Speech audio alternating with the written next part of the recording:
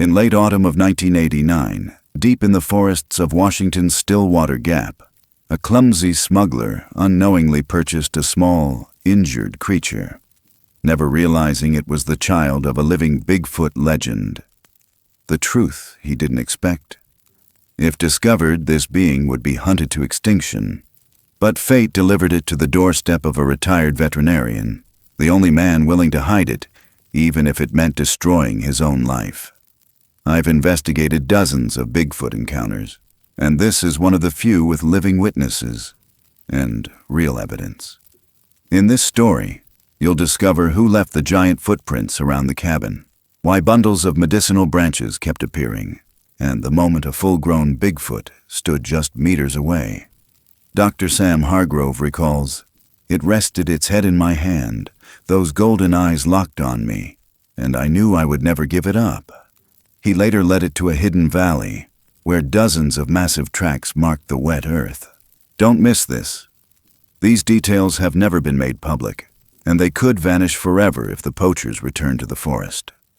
The rain comes down in cold ropes over a backroad shed that used to hold chains and diesel cans, the kind of place loggers forgot when the company pulled out.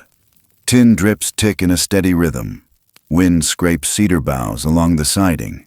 A single headlight hangs on Luke Bannon's truck like a dull eye. He kills the engine and lets silence expand until he can hear his own breath. It smokes in the beam of his flashlight, a pale cone cutting through mist. He pushes the warped door with his boot. The hinges complain. Inside, the smell hits first. Wet iron, old hay, and the sour tang of fear. Water patters through a long split in the roof, pooling darkly along the wall. Beyond that gleam, a cage squats on a pallet, straps frayed, padlock orange with rust. Something shifts inside. The light catches two eyes, not bright like glass, but deep, old gold. The kind of gold you find in a fallen leaf when the sun is low. They hold on him, unblinking. He tells himself it's a baby monkey. That's what the man said. Jungle stock, rare, the kind collectors pay for. The buyer in Tacoma already backed out when the storm rolled in and the state cops started sniffing around. Too risky, he said. Too weak, he added. And Luke felt the clock start to spin faster. Dead animals don't sell. He steps closer. Mud and straw are matted into a paste along the bars. Tiny nails scrape the metal, slow and weak. The creature's belly hollows when it breathes, ribs like finger bones under patchy fur. Its fur isn't right, he thinks. It's longer along the shoulders, clumped, streaked with pitch. A raw cut at the rim of its shoulder leaks a thin shadow, washed pale by the rain. Breath whistles out of it, a dry rasp, not the chatter he expects, not monkey sound. He swallows. He needs to move it or lose it. Clean tag, quick flip. That was the plan before the buyer ghosted. He works the strap, gives the cage a testing shove. The pallet creaks. Outside, gravel pops, the sound of a foot that isn't his. He freezes, light hovering over welded corners, haloed by mist. He holds his breath and hears the roof drip, drip, drip, and another sound, farther off, slow and deliberate, like weight shifting on wet ground. His mouth tastes like a coin. He cuts the light and stands very still. The darkness blooms. Rain fills the doorway with a gray curtain. His ears tune to the night the way a deer's would. In that hush, the creature exhales a thin, broken note that isn't a cry, isn't a whine, something in between that stirs a memory he does not want. He flips the light back on, fast now, and sweeps the beam toward the door. On the threshold, a shape moves out of the cone, quick as a breath held too long. He catches only the blur of wet hair and a darker darkness behind the trees. Then nothing. He aims the light at the ground outside. The mud is a churned mess of his own tread marks, tire swirls, and something else. Wide steps sunk deeper than his boots, spaced wrong for a man. Not huge, not wild. Just off. A long stride, as if whoever made them walks differently. The hairs along his arms try to stand. Rain needles his neck. He thinks of warrants, rangers, game wardens asking questions about cages and export permits. He thinks of his name on paper. He thinks of all the ways this goes bad. Inside the cage, the small shape shivers, making a soft ticking sound with its teeth. He looks away and then back again. The eyes are still on him, steady, all pupil and weariness. He tells himself it's guilt that's making them seem human, and he does not like that feeling. He is not paying for guilt tonight. He is paying for a way out. He wedges a shoulder under the corner of the cage, grunts and heaves. The pallet skids. Water splashes. He drags the cage toward the door, metal screaming on concrete, and the sound wakes the shed, ricochets off walls, startles a squirrel from the rafters. He hits the door jamb, pivots, and feels the weight of the thing inside shift. He smashes his shin and swears. The eyes never leave him. The truck bed is slick, cold, a shallow lake under the rain. He angles the cage up, braces his thigh, and heaves it over the lip. It lands with a hollow complaint. He throws a tarp across the top. His hand slips on the bungee cord. He tastes blood where he bit his cheek without noticing. Another footfall in the trees. Closer. He swings the light again and sees only rain threads and the ragged edge of the timberline. For a second, he thinks he sees a taller shadow between two firs, not moving, as if the forest has made a doorway of its own. He blinks. It is gone. He tells himself he imagined it. He tells himself a lot of things. He slams the tailgate and climbs into the cab. The wipers smear the world into gray strokes. The engine catches on the second try, a coughing growl. He pulls out, tires spitting stones, light cutting the fog into hard wedges. The logging road unspools ahead, a wet ribbon glistening under his headlights, mile markers swallowed by brush. The cage thumps once in the bed. He doesn't look back. The storm lowers over the Cascades, pushing the timber into a single dark mass. Somewhere behind him, water runs loud in the ditches, and the shed door flaps a few more times before the wind pins it shut.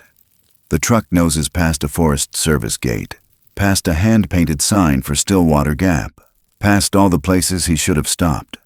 Rain rises in plumes off the hood. His hands lock around the wheel. He drives deeper, telling himself the road will swallow this problem if he gets far enough in. The cage slides, a dull scrape. In the rear window, for the briefest blink, a smear of gold lifts, holds, and vanishes as the truck fishtails into the next curve, and the trees close like a pair of rough hands. Rain hammers the back lot behind Luke's rental, a rectangle of mud and weeds boxed in by chain link. The old dog kennel sinks on one side, tarp flapping like a fish on a line. He drags the cage under the lean-to and clicks on a shop light. Yellow glare spreads over a cracked plastic kiddie pool. Broken mower, a trash can full of bones gone gray. The little body inside the bars is curled tight, fur pasted to skin, breath wheezing through a narrow reed. He tells himself again, it's a baby monkey. He tells himself anything that dulls the scrape in his chest. He brings a grocery sack, dumps meat scraps into a feed pan.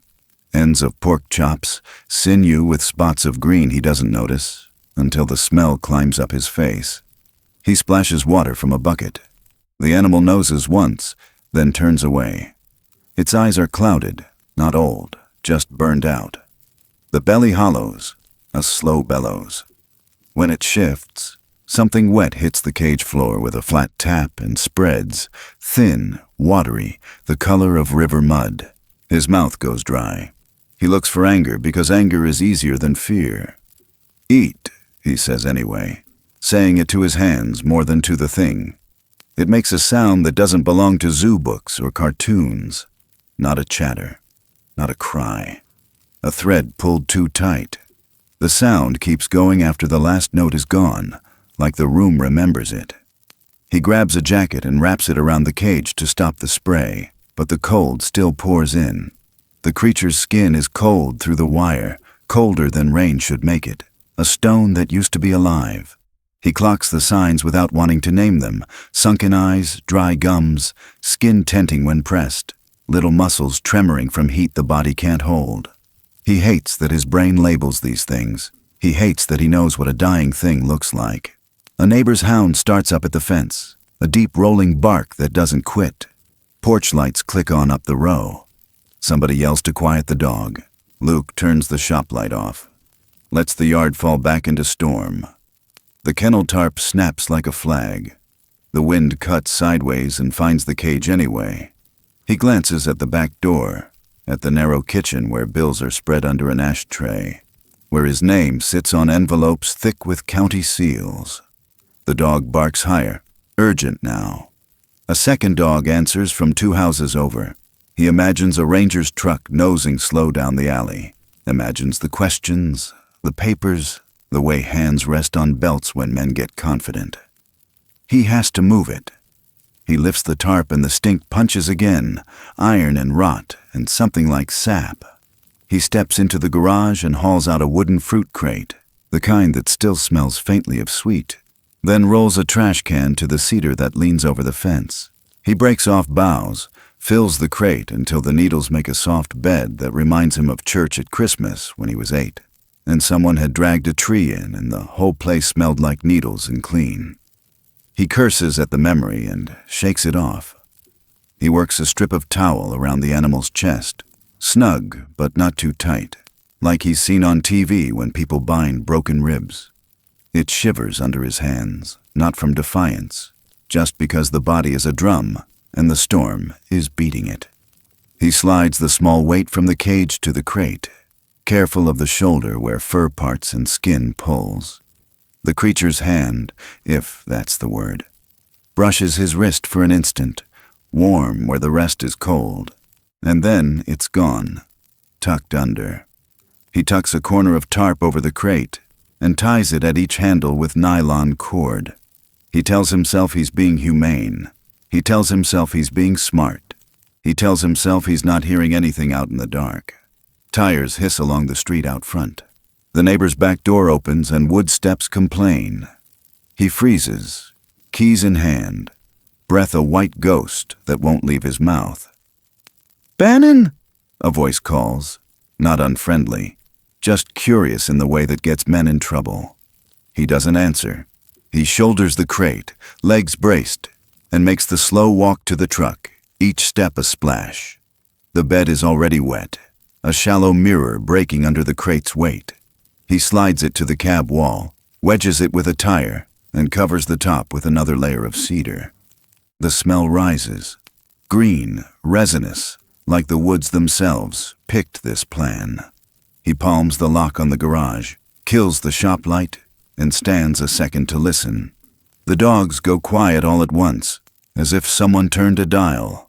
Only rain remains, hard and even, and under it, something else, a hush that is not relief. He climbs in the truck. The dash lights paint his hands the color of old pennies. He wipes the fog from the windshield, sets the wipers to their loudest, and twists the key. The engine coughs awake. He pulls out, easing the tires past the pothole that always swallows sound, then commits to the street. He takes the first corner without headlights, then lets them bloom. The alley falls behind. He heads toward the highway that climbs into the Cascades, toward the miles of timber nobody counts after dark. In the rear window, the tarp breathes with the truck's motion. The smell of cedar threads the cab, clean enough to lie with. He glances once in the mirror and sees only his own eyes, and for a second they look borrowed. He pushes the thought away, presses the gas, and the town slides off like a wet coat. The road rises into trees and the storm lowers to meet him. Somewhere behind the fence he just left, a porch light goes out, and somewhere ahead, the night waits with its mouth closed. The cabin sits where the timber thins and the creek braids around stones, a square of old pine with a tin roof that remembers every storm. Inside, Sam Hargrove trims the lamp wick until the flame holds steady, breath fogging the window, kettle muttering on the wood stove. The CB radio hisses with nothing. Night presses close, wet and patient. Somewhere down the slope a truck engine climbs, stalls, then fades. Wind shouldering in from the ravine bumps something against the porch. One soft thud, then another, like a tired fist against wood. Sam listens, still as a deer that hasn't decided which way to run. He waits for the next thud. It comes slow and coaxing. He unlatches the door. Rain beads on his sleeves. On the mat sits a wooden crate darkened by weather, the lid lashed with nylon cord. Cedar boughs are jammed under the slats like an afterthought or an apology. The crate shifts an inch, not from movement inside, but from a gust that lifts and drops it. He steps closer, the lamplight stretching thin across wet boards. Through the slats, a smell rises. Iron, wet fur, clean resin. Two small eyes meet his. Old gold in a face too gaunt to be anything but a plea. He kneels, and the knees tell him he is not 20. He cuts the cord with a pocket knife, eases back a slat, and the cold rushes out as if the box had saved a pocket of November. Inside, a body curls tight against the cedar. Fur clumps where rain and mud have matted it into ropes. The belly sinks between ribs. Breath comes shallow, a dry whistle at the edges. He doesn't ask where it came from. The road has its own ways of delivering trouble. "All right," he says to the room more than to the creature. He slides his hands under the small weight and feels the chill bite through his palms. He carries it past the stove, past the chair where a coat hangs like a sleeping man, and sets it on a folded blanket by the hearth. He packs hot water into 2 canning jars, wraps them in socks, and nests them along the narrow chest and under the arms. He takes the kettle to a basin, salts the water, and lets steam curl up like a benediction. Gauze, towels, a tin of salve. The stethoscope from the old field kit goes around his neck out of habit, its rubber stiff from disuse. He cleans without hurry. He has learned that hurry talks louder than mercy. Warm cloth, light pressure, wipe away the grit, the pitch, the sickly sheen. The cut at the shoulder isn't deep, but it's edged with filth, the kind trouble uses to finish what a blade began. He drips saline over it, watches dark water run pink, then clear. The skin under fur is tougher than a dog's, thicker somehow, and the smell of cedar wakes while the smell of iron fades. He listens at the ribs. The lungs rattle, not full of fluid yet, but the road leads there if he doesn't turn it. He ties a line with steady hands. He's done this under barn rafters with calves that wouldn't stand, with cats that had fought the wrong winter. Tonight he threads a fine catheter, tapes it with care, and hangs a glass bottle from the beam by the stove with a length of baling twine. The first drops fall with shy discipline. He counts. He adjusts the clamp until the rhythm feels right. A slow, stubborn drip that says, "Stay." He watches a while and lets his eyes do their old work. Hands longer than they should be for a monkey. Fingers with pads meant for rock and wet bark. Toes spread like a fan, not curled for branches but laid out to grip a slope the way a climber does when he trusts friction more than luck. The skull throws its weight forward across brow ridges. Yes, but the gaze under that shelf is not simple. It isn't curious in the way a pet judges a hand. It is present. It holds him the way a person once held him in a hospital hallway, naming the cost without words. He turns the body onto a dry blanket, tucking another around it, a cocoon that stops the trembling without losing breath. He slides a hand under the narrow neck, feels a pulse thin as a thread. The clock over the stove ticks in its small, stubborn way. He thinks of the watch in the drawer whose hands froze years ago and how some days he hears it anyway. "You're late," he tells himself, not the creature, and the words sting enough to wake him to his work. Rain slackens. The radio cracks once, then goes back to sleep. The fire settles into a low, believable heat. He takes stock, jars warm, line running, color inching back beneath the ash gray that cold paints on the living. The eyes open and fix again, not in fear, not in challenge, in attendance. When he reaches to adjust the jar, a hand lifts, a touch, not quite a touch, then falls. He breathes out a thanks he doesn't say. He steps onto the porch to dump the basin. The creek speaks up now that the rain has softened. Mud remembers every visitor. He lowers the lamp and sees tire tracks curving in from the logging road, stopping short of the porch, then arcing away, hurried and guilty. Beside them, prints walk their own path, long, clean impressions with toes splayed, not human, not boot, fresh edges still holding rein. They run parallel for a few yards. Then the larger steps leave the road and vanish into brush as if the forest accepted them back without question. Sam stands there, lamplight a small planet around his boots, and feels the hair lift along his arms. Behind him, inside, a thin breath evens by half a beat, and the line ticks its silver rhythm. Out in the trees, something that did not knock chooses to wait. Breath threads thin between cracked lips, a whisper more than a sound, chest lifting just enough to argue with the dark. Sam counts under his breath the way he used to in barns and back seats and battlefield tents he visited only in nightmares. 1, 2, 3. Pause again. The lamp throws a shallow pool over the hearth. Beyond it, the room falls away into shadow, cabinets, the old clock, the chair with the coat still holding his shape. Rain tapers until the roof only ticks. He keeps the small body wrapped in wool and dry flannel, glass jars tucked like warm stones along the ribs and under the arms. The drip line hangs from a beam, clamps set to a slow patience. He watches the meniscus fall inside the bottle, one careful drop, then another, and the rhythm leans his mind into steadier ground. No food, not tonight, not tomorrow morning. Gut needs rest or it will turn on itself. Mouth swabbed, lips wet, nothing more. He warms the next jar by the stove, rolls it in a sock, and trades it for the one gone lukewarm. He knows the dance. He lets it be slow. At the mantel, the dog tag hangs where he left it years ago, light from the lamp licking the letters thin. He touches it with the back of his knuckles and feels the metal already cooled by the room. Today, he says to the air that remembers, I won't be late. The words land and stay. He returns to the floor and lifts the small chin with 2 fingers, checks capillary refill, checks the whites of the eyes. Dehydration loosens its grip by the inch, not the mile. He takes that inch. He cleans the shoulder again. Saline first, easy pressure. Wipe until the water runs clear and the skin shows itself beneath the dirt. The wound edges are ugly but honest.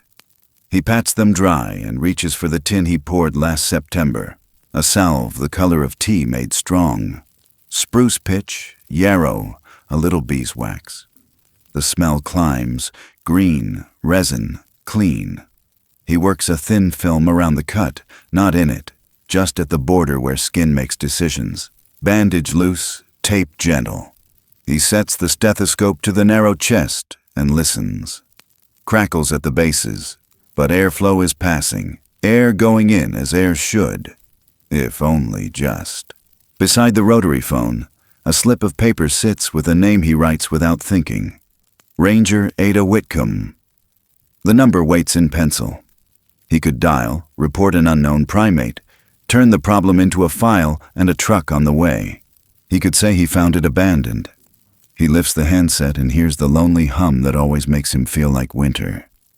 He sets it down. Through the night, he tells himself. Through the night first. Hours fold. The fire slumps to coals, and he tends it with the care of a man who has learned the temperature of mercy. He checks the line, checks the soft belly, tucks the blanket when a tremor shakes loose a corner. The animal. No, the small life. Because anything else feels wrong, sleeps in jolts and shallow runs. When eyes open, they do not flinch. They meet him and hold until weight returns to them. He counts again, breath steadier by a thread. Just before dawn, the room brightens a fraction, the gray that arrives before color. Sam steps out to dump the basin and draw fresh water from the barrel. The air outside is the kind that bites and wakes. The creek talks low and fast. He lowers the lamp to the porch and stops. On the top step, laid as straight as a note tucked in a hymn book, lies a small bundle of twigs, cedar tips, willow bark, a sprig striped pale green with old man's beard lichen, bound with a twist of inner bark. Not tossed, placed. Rain beads along it the way sweat beads at the edge of a thought you're not ready to finish. He brings it in, water ticking from his cuffs, and sets it on the table as if it could bruise. He doesn't speak to the room because he doesn't need to. He knows gifts when he sees them. He knows warnings, too. He rolls the lichen between fingers until the clean, bitter smell rises. He crushes cedar tips with the back of a spoon, adds a little warm water, and makes a rough mash he wouldn't trust in a clinic, but will trust now, in this quiet, with the forest at the door. He lays the mash along the bandage edge, careful not to foul the wound, lets the heat work in. He waits, hand hovering close enough to feel temperature without stealing it. The skin at the shoulder lifts a degree, not enough to brag about, enough to matter. The breath shapes itself a touch fuller. He blows out through his nose, a sound that could be relief if he let it be. He keeps counting. He keeps watching the line. He glances at the phone again and doesn't move toward it. Outside, a soft weight touches the porch once, the way a palm might rest to remember where a door is, then withdraws. Morning finds the timber and drapes a pale light over everything. Inside, the jars hold their warmth. The drip keeps its small promise, and the bundle on the table smells like the woods have not finished speaking. Morning shows up thin and silver, slipping through the curtain like a quiet guest. The room smells of wood smoke, wet wool, cedar, and the faint bite of iodine. The fire holds a steady heart. The drip line ticks its small vow from the beam. On the blanket by the stove, the little body stirs, blinks once, then opens its eyes all the way. Not cloudy this time. Not lost. Gold, clear as sap caught in sun. They find Sam and do not look away. He answers with stillness first, the kind that animals trust. Then he moves in small, careful ways, checks the tape at the shoulder, resets a warm jar along the ribs, listens with the old stethoscope until air sounds like air again. The face is wrong for a monkey, he thinks, and then corrects himself. Not wrong, specific. He lifts one hand, studies the palm, the finger pads dark and dense for friction, nails thick and flat, more like hoof in their stubbornness than claw. The foot tells the rest of the story. Toes splayed like a fan made for rock and wet bark. Midfoot built to bear weight without collapsing, heel that lands soft and sure. He follows bone lines up the calf, finds power coiled even in hunger. He touches the brow ridge with 2 fingers, then the sweep of the zygomatic arch, mapping landmarks he's named in classrooms and barns. The picture locks. This is not a monkey. This is a somebody whose story grew in the same woods he walks every day. He straightens and the phone on the shelf stares back at him. Ranger Ada's number waits like a road sign. He holds the receiver long enough to hear the dial tone rise and fall. A little ocean in a seashell. A memory of winter nights when the only thing to talk to was your own stubbornness. If they exist, they belong to this timber. And last night, the timber answered his porch with medicine. He sets the receiver down. He chooses, not because it's easy, but because the choice has already been made by the fact of those eyes.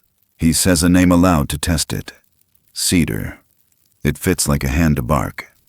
The scent is there in the fur no matter how he cleans, resin threaded through iron and rain. He repeats it, softer, as he slides a new bandage under the arm. The small head tips, then leans, a deliberate weight settling against the inside of his wrist. The gesture lands inside him where old ache lives, the place he boarded up and told himself was fine. He doesn't breathe for a beat. Then he does, and the room seems to breathe with him. He makes oatmeal thin as a whisper, lets it cool, and offers a spoon. A pause, a cautious lick, another. He doesn't push. He lets appetite return like a shy animal at the tree line. Between sips and swallows, he opens a ledger he hasn't touched in years. The vet log with coffee rings and hayseeds trapped in the spine. He reads softly into the room, dates and cases and small rescues, notes about foxtails and abscesses, about a shepherd's heart that gave out on a bright June afternoon. The sound of his own voice steadies him. It shifts, almost without his permission, to the thing he has never read aloud. The day the call came, the day the watch stopped, the miles he drove, the red lights he ran, the empty hallway where the nurse took off her cap and looked down. He tells it without asking forgiveness, just laying the weight on the table where the ledger is, as if truth were another instrument you clean and put away when you're done. Cedar listens the way a patient does, eyes not leaving his face, breath easing in and out in shallow rhythmic tides. When Sam falls quiet, the fire answers with a pop. Outside, a wind moves down the creek in a low, even push. He closes the book, not like he's hiding it, more like he's finished using it for what it could do today. He checks the line, loosens the clamp a hair, swaps a cooled jar for one hot from the stove. The color in Cedar's lips warms a shade you only notice if you've been watching all night. Afternoon folds into an early dark. Clouds settle in the gap and let a fine snow begin, little sparks that melt on the railing and vanish. Sam hangs a towel over the window to keep drafts from pooling along the floor. He dims the lamp until the room behaves like a cave with one ember. He waits with his hands open on his knees. He waits because waiting is part of the medicine. Moisture fogs the glass anyway. A faint bloom that catches light. He stands to wipe it with his sleeve and stops. Beyond the soft, milky pain, two firs frame a grayness thicker than night, and in that grayness a taller shape stands very still. Not close, not claiming, listening the way he listened this morning. Shoulders like old stumps, head turned as if scenting the room. It neither comes nor goes. It holds the line. Sam doesn't move. Cedar's breath touches a deeper register and settles. The shape in the mist waits another long moment that feels like a question left on a doorstep. Then the trees take it back without a sound, and the window shows only his own reflection with the towel in his hands and the fire shining in his eyes like a thought he can't unthink. By first light, the storm has pulled back and left the world rinsed and quiet, and that's when he sees them, prints circling the cabin in a wide ring. Each one clean as a stamp, toes splayed, depth telling weight he can feel in his knees. Between the tracks, small cairns rise at shin height. 3 stones to a stack, wet faces gleaming. A braided twig loops like a lanyard over one of them. Green fibers twisted tight, a sign placed the way a promise is placed.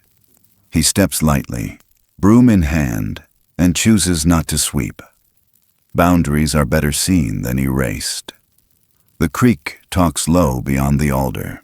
Smoke slips from the stovepipe like a modest prayer. Inside, warmth has a shape again. Cedar takes oatmeal thin to a hush.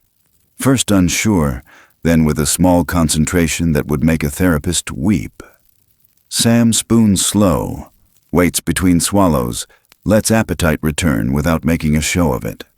By noon, he flakes a trout he caught last summer and kept in the icebox, minces it fine, stirs it into the oats until the room smells like river and wood smoke. Cedar eats, rests, looks, then, with a quiet stubbornness, pushes up on long fingers and knees. The fur dries soft along the shoulders, the bald patches beginning to hide under new growth. The eyes have cleared to that dark honey he can't stop naming. He holds out his hand, palm up. Cedar sets a broad, cool hand into it, first for balance, then with trust. They inch to a stand, knees shaking, feet wide. He keeps his voice low, words simple as breath. Good, easy, back down, again. The old clock ticks along, pleased to be useful. He takes the bundle of forest medicine that worked through the night and carries it to the porch. He adds a sprig of spruce and a thin thread of red wool from an old sock. Not out of superstition, but because a thank you should look like one. He lays it on the top step the way you lay a hand on a shoulder and don't ask for anything more. The ring of prints watches. A jay scolds from the firs and then falls quiet, as if remembering its manners. Gravel crunches where the road widens. A Forest Service green pickup noses into view and stops, engine ticking. Ranger Ada Whitcomb steps out with her hat brim wet and her hands warm in her pockets. The posture of someone who's learned to read trouble by its silences. She knocks once. Easy. Sam's chest gives a small answer he doesn't share. In one motion, he lifts the wool curtain he hung from a nail last night, shields the corner by the hearth where Cedar has made a nest of blankets, and nudges the rocking chair to block the line of sight. The drip line is gone. He pulled it at dawn when color came back to lips. He opens the door. She smells the room, the cedar, the trout, the iodine that can't help itself, and her eyes travel without accusation. Morning, she says, and it arrives like weather. Rumors, she explains, about strange calls along the ridge and stacked rocks showing up where stacked rocks weren't before. Bow hunters talking in town, kids telling stories. She doesn't trade in ghost talk, but she doesn't ignore patterns either. He pours coffee, thick and black, and she stands rather than sits, as if chairs make conversations too comfortable. They speak in the careful way people do when the truth has a lot of edges. He mentions coyotes teaching each other new songs. She mentions tracks she can't name without overselling the moment. He says a man came down the road late, left in a hurry.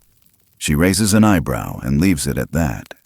Her gaze lingers on the hearth tools, the blanket, the boots by the door, the sprig of forest medicine on the step. Her jaw works like she's fitting pieces together and politely arriving at almost. If you hear anything that feels wrong, she says, card between two fingers, call me. Folks are getting bold with their traps this time of year, and I'm not in the mood to pull a fox out of a steel jaw because someone's bored. He nods. He means it. From behind the curtain comes the softest exhale. He coughs into his sleeve and drops a poker on purpose. Metal sings. The sound turns ahead, and then lets it go.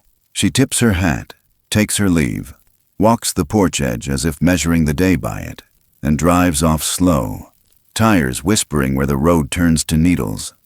The cabin lets air back into its ribs. The trees stand closer again. Sam stays still until the pickup's sound is a memory, then lets the curtain fall another inch, meets Cedar's eyes, and feels the low drum of something unsayable settle.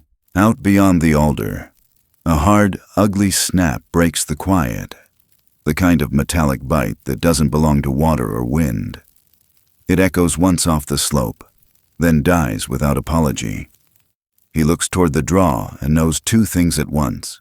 Somebody has laid steel, and it wasn't for coyotes. The day holds its breath, waiting for what the woods will do next. By late afternoon, the sky goes to lead and the timberline tightens, and that's when he finds the steel. Jaws staked low along the brushy edge, 6 of them in a crooked run, teeth clean, grease still shining where rain hasn't reached. The air holds that sour-sweet film traps get when a man handled them with meat on his fingers. Boot prints ride the mud, 3 sizes, 3 gaits. One dragging his right foot a hair, one pigeon-toed, one careful like he's counting steps. Sam kneels, palm hovering over a plate. Hears the faintest tick as rain beads gather and slip. He marks each trap with bright survey tape from his shed and backs away. The day feels wired. The creek talks faster. Jays go quiet for reasons they won't explain. The truck noses in near dusk, lights off, engine grumbling like a bad thought. Luke Bannon climbs out with 2 men who look like trouble hired cheap. one with a scar that pulls his mouth, one with a cap that says an oil brand he's never used. They spread without speaking, noses up, catching cedar and smoke and the iodine that clings to bandages no matter how you scrub. One runs a finger along the porch rail and tastes it like a fox. The scarred one points toward the woodpile and smiles with only half his face. Luke's eyes are small and working. His shoulders are rain dark. He hasn't come for a confession. He's come for inventory. Inside, cedar is stronger but not strong. The shoulder is sealed and tender. The breath is steady as a metronome turned low. Sam has already packed a blanket, water, a length of rope, and a little food. When the truck coughs a second time, he lifts Cedar the way a man lifts a promise he can't break. One arm behind the knees, one supporting the back, ribs against his chest like a ladder he climbs alone. He slides out the rear door into the cut where the ground tilts to the creek and lets the forest swallow their color. Rain returns, thin and cold. The first trap waits 30 yards out. He skirts it wide, but the next is where it shouldn't be, tucked under sword ferns with its pan dressed in needles. When it snaps on his pant leg, the sound bites his bones. Steel teeth grab denim and spit sparks off a stone. He drops to his knees, twisting, gets free with a rip that bearskins his calf. Cedar makes a sound low in the throat that isn't fear so much as recognition. He whispers sorry to everything and moves. Behind them, boots begin to hunt. The men range past the cabin, find the first flag of survey tape, and laugh like someone told a joke about church. A shot cracks, warning first, then real. Muzzle fire shreds the rain into white threads. A bullet slaps water in the creek with a noise like a hand striking a cheek. Sam angles upslope, feet sliding on moss-dark rock, shoulder burning where Cedar's weight rides. He takes a glancing fall and rolls to put himself between the small body and the open timber. Mud gets in his teeth. He tastes tin and old pennies. He breathes and stands and goes again. They break into a narrow run between two firs, a place the wind loves and snow lingers in April. The world narrows to breath and the drum of boots closing. Then the trees change the rules. Between those firs, a larger dark draws itself up the way a mountain does when you finally see it for what it is. Not charge, not roar, presence. Shoulders big as stumps, arms long as intent, head cocked like listening through the rain. In one motion it levers a deadfall that had been sleeping at the trail edge and throws it down the slope. Not at them, past them. The log breaks a rotten root, drags duff and rock, and the hillside lets go in a low, dirty slide that hisses like a long-held breath finally leaving. Earth moves between hunters and hunted. Water muddies. The trail becomes a question mark. Luke swears sharp and fires into moving green like that ever did anything but scare men who already should be scared. The scarred one steps wrong and goes knee-deep in slurry, cursing a god he only calls when he needs a ladder. The man in the oil cap grabs his jacket and pulls him free, both of them spitting rain and anger. On Sam's side of the new cut, the world goes briefly quiet in the way a theater goes quiet when the lights drop. He could take that gift and vanish. He doesn't. He eases Cedar into a nest of salal, lays the blanket, tucks that long hand under its own chin, and meets those honey-dark eyes once. Then he stands and turns back toward the voices on purpose. He steps into view 10 yards upslope where the alder thin and whistles one short note that doesn't belong to wind or creek. 3 heads lift at once. "Over here," he calls, the way a man calls coyotes off a lamb. He leads them away from the hiding place because some debts only pay in the direction of danger. He moves without hurry, just enough to keep them hanging on. The second shot is closer. Bark chips his sleeve. The third folds him at the ribs with a fist that isn't a bullet, just a man's anger looking for purchase. He goes down hard, sees boots, mud, a ring of sky, and the flattened face of a trillium under his cheek. Hands find him. One striking, one searching, one shaking because a line somewhere inside Luke Bannon won't stop buzzing. What saves him is not mercy. It's protocol and timing and the way sound carries in a gap. Ranger Ada hears gunfire on the far spur while checking culverts and calls it in. Sheriff Nolan, already cruising the county road for deer poachers, takes the turn with his light bar dark and his windows down, letting the shots do the guiding. The cruiser's grill shows first, a square of authority sliding through wet alders, then the wash of a handheld light that makes rain look like confetti. Hands, Nolan says, because that word works in every language men speak when they've run out of good ideas. Luke goes to ground because his past tells him how this usually ends. The scarred man bolts. The oil cap vanishes where water makes a mirror. Mud takes the cuffs the way it takes seed, without argument. Ada kneels by Sam, checks pupils, checks the rip in his pant leg, checks the shallow rise and fall that says pain but not dying. She follows his eyes toward the salal and sees only leaves doing what leaves do in a light breeze. She doesn't push it. Nolan sweeps the slope with his beam. It lands on the raw edge where the slide started, on a pair of prints that hold water like small ponds, on the wet face of a fir where something larger than men brushed by and did not apologize. The beam hangs there a breath longer than procedure requires. Then he moves on, calling into the timber with a voice made to quiet rooms. They haul Luke up. The woods close after the two who ran, erasing quick with rain. Ada's hand rests on Sam's shoulder a second longer than necessary. The siren never comes on. The night keeps its secrets, as if both sides signed something they can't show. Far off, a branch taps twice against a trunk and stops. The kind of sound that means everything if you've been counting. Morning comes pale and breath white. The kind of cold that turns sound thin and makes every step say yes or no. Frost rims the porch boards. The creek moves under a skin of steam. Sam loops a wool scarf once, lifts the latch, and eases the door wide. Cedar stands in the doorway a moment, smaller than the woods and yet claimed by them. Fur clean and darker now, the bandage at the shoulder neatly taped. They go slow, past the stacked stones, past the braided twig left days ago, down the slope where ferns hold snow in their cupped hands.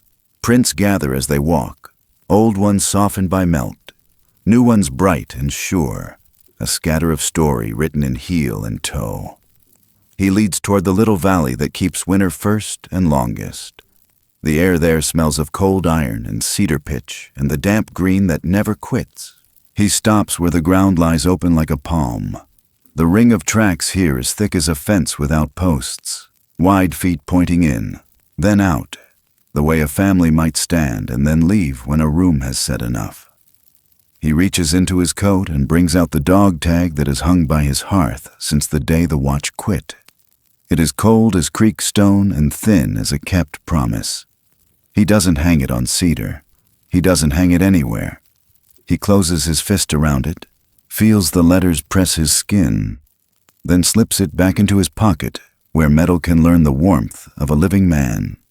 From the other pocket, he takes a small plank of alder he sanded last night and scratched with a jackknife until the words found their depth. Every life matters.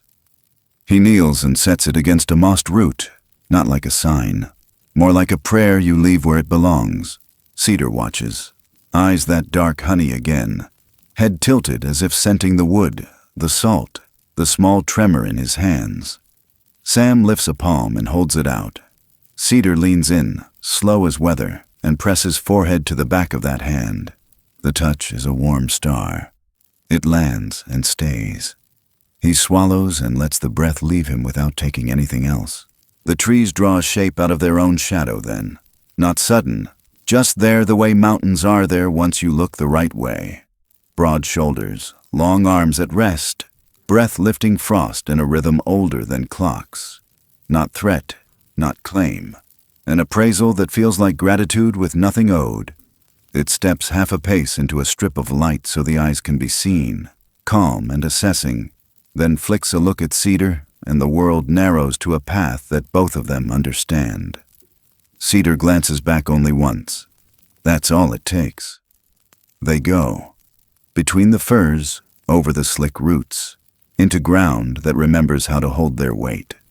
Snow sifted from a hemlock makes a soft curtain behind them, and the forest swallows their color without closing the door. The human part of it keeps moving. Because it has to. Weeks later, a county judge reads out the charges in a room that smells like old paper and floor wax.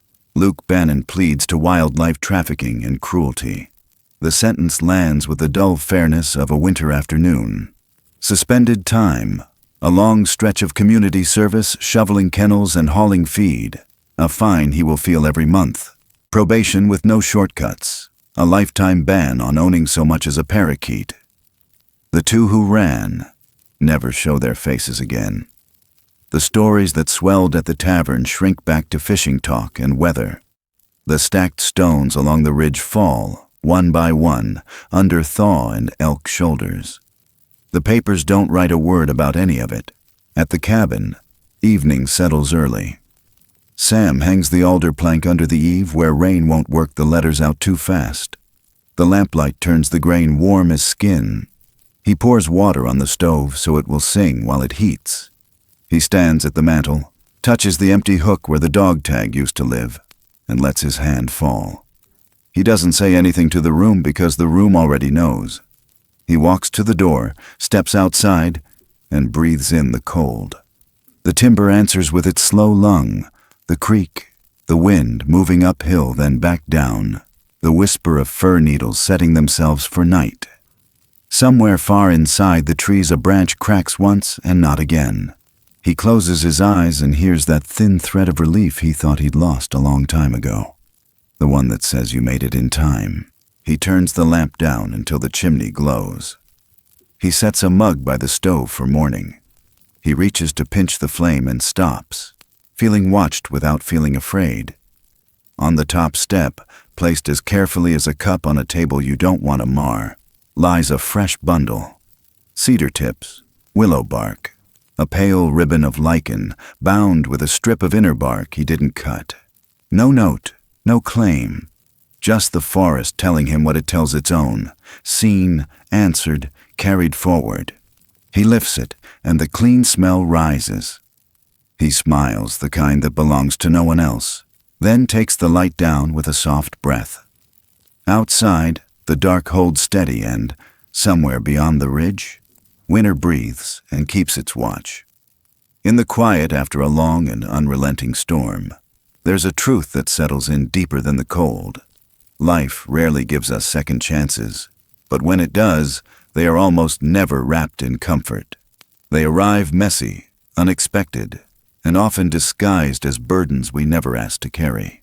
And yet, somewhere in the act of holding on, of choosing care over convenience, we begin to understand the quiet power of compassion. It is not grand gestures that change the shape of the world, but the small, stubborn acts of grace we extend when no one is watching, when the choice will never be written in a book or carved into stone, but will live on in the memory of another being who needed it. There is a kind of courage that doesn't roar, doesn't rush, and doesn't announce itself. It's the courage of showing up every day, even when the road is long and the weather is cruel. It's in meeting what is fragile with gentleness, even when your own hands are worn thin. It's in standing your ground when the easier thing would be to walk away. In moments like these, the world feels both impossibly vast and intimately small. Vast in its endless wilderness and unknowns, small in the way a single choice can tip the balance between survival and loss. We often think the measure of a life is found in achievement, in the trails we've conquered, the mountains we've climbed. But sometimes it is found in the lives we've quietly protected, in the moments when we've chosen to guard something vulnerable without asking for anything in return. The most profound connections are rarely born of likeness, but of the simple truth that all living things share the same fragile thread of existence, and that thread is worth protecting. In giving safety to another, we find a kind of safety ourselves. In giving a future to another, We redeem a piece of our own past. Time moves forward no matter what we do. But mercy, when given, has a way of echoing beyond it. It softens the sharp edges of regret and reminds us that our stories are not only about what we've lost, but also about what we've been willing to save. In the great expanse of the natural world, where every life is part of an ancient, unbroken chain, our kindness is not just an offering, it is a continuation. And somewhere, in the places beyond our sight, the ones we've helped carry forward will leave signs for us, quiet acknowledgments that we were seen, and that what we did mattered. So perhaps the question is not what we stand to gain, but what we choose to give. And maybe the truest legacy any of us can leave is the proof that even in a world shadowed by indifference, compassion still has a place, that even when the storms come, someone will keep the fire burning. If this story has stirred something in you, if it's made you think about the choices we make when no one's looking, about the way we share this world with all that walks, crawls, swims, or flies, then I'd love to hear your thoughts. Leave a comment below. Let your voice be part of the conversation. And if you'd like to be here for more stories like this, please subscribe and follow. Every shared moment keeps the fire lit a little longer, and there are many more nights and many more stories still to tell.